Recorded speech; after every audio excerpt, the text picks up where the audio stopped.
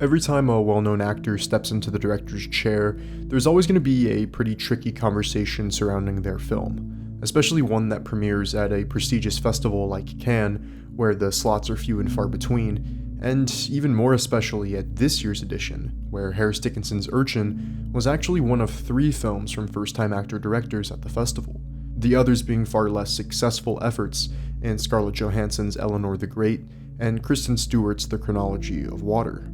But Dickinson's film isn't the vanity project, the actor-turned-director failure, nor is it unworthy of that added buzz his film received from the fact he's already a recognizable name. Urchin instead comes from such a distinct point of view, one that undoubtedly draws inspiration from directors he's worked with over the course of his career, maybe most evidently in Eliza Hittman with Beach Rats and Charlotte Reagan with Scrapper. But he also pulls from countless other influences that show him as a filmmaker with really great taste, and that Urchin is an entirely earnest attempt at becoming an auteur.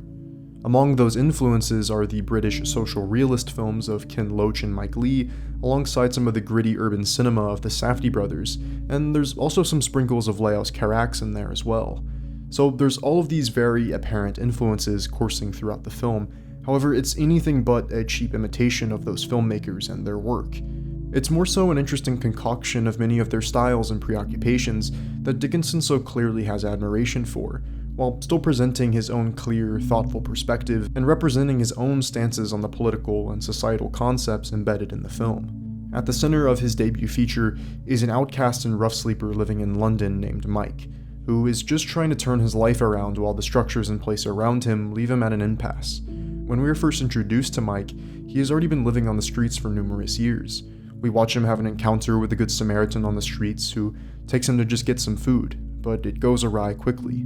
Mike assaults him, steals his watch, which gets him thrown into jail for 8 months, but at least for now takes him off the streets. There he has the hope of a fresh start, a blank slate to work off of when he's finally released. So from there he's thrown into the mess of Britain's social service program, he's given a new job as a cook at a budget hotel restaurant, and meets an entirely new group of friends. Dickinson then charts the trials and tribulations of Mike's journey to rehabilitation, trying to rid himself of his drug addiction and impulsive nature. Portraying all of this is the revelatory Frank Delane in a naturalistic, charming, and devastating turn that fortunately strays far away from the many drug-addicted acting cliches. This is the first lead role I've ever seen him in, and he beautifully fronts this work of gritty urban realism, remaining frustrating and unpredictable and commanding our attention at every moment. Delane is a real discovery, and I think this role is going to be a great launching pad for his career moving forward. And his performance is made even more impressive and naturalistic because of the way Dickinson chooses to shoot this story, as the film is observed from a significant distance, with many scenes shot with long lenses from across streets that lend the film a true-to-life observational quality. These almost have the feel of stolen shots, like they're running and gunning with no permits, quickly setting up their camera and getting the scene before they're caught. While this distance from our lead character may strip these moments of an emotional impact, this objectivity really grounds you in the reality of his situation pretty effectively. Getting to see Mike as a small part of a larger society of homeless in London, and how they interact with the city and the people around them. Within these early moments, Dickinson is using a combination of paid extras and these clearly unaware onlookers that kind of exist on the edges of the frame that, again, make everything feel so real.